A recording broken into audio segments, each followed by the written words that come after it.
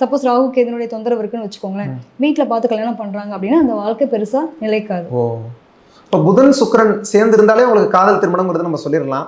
அதோட என்னென்ன கிரகங்கள் சேருதுங்கிறத பொறுத்து அந்த காதல் வாழ்க்கை நல்லா இருக்குமா நல்லா இருக்காதுங்கிறத நம்ம சொல்ல முடியும்.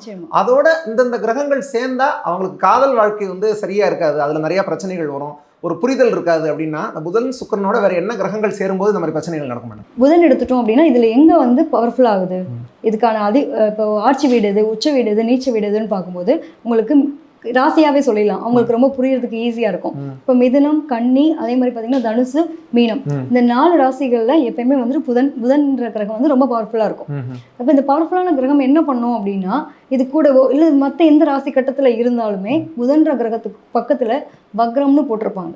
அப்படி வக்ரம் இருந்தாலே இவங்களுக்கு ஒரு காதல் தோல்வி உண்டு அப்படிங்கிறத சொல்லிடலாம். அதுவும் ராகுவோடு சேர்ந்திருந்தாலும் இவர் வந்து லவ் பண்ணிட்டே இருப்பாரு, பட் இவங்களோட எக்ஸ்பெக்டேஷனை அவங்க புரிஞ்சுக்க மாட்டாங்க. எந்த கிரகம் வக்ரமா இருக்கிறதுனால அந்த மாதிரி காதல் தோல்வி ஏற்படும்? புதன் வக்ரம் இருக்கிறதுனால கண்டிப்பா காதல் தோல்வி அப்படிங்கிறது அவங்களுக்குள்ள ஏதாவது ஒரு காதல் தோல்வியை சந்திச்சிருப்பாங்க. இந்த புதன் ராகு இருக்கவங்க ஒரு காதல் போனாலும் இன்னொரு காதல் பண்ணிட்டே இருப்போம், அடுத்து நான் என்னோட அன்பை கொடுத்துட்டே இருக்கேன், எனக்கு வந்து ஏதோ லவ் சக்சஸ் ஆகணும் அப்படின்ற அளவுக்கு பல காதல் பண்ணக்கூடிய ஒரு நபர்களாகவும் இருக்காங்க. போராடி ஜெயிப்பாங்க. அட்லீஸ்ட் என்னன்னா ஒரு பொருள் முடிஞ்சிருச்சு விட்டுட்டு போயிடுச்சு அப்படின்னாலும் இந்த பையன் அந்த பிள்ளை மறக்காம இருப்பாரு.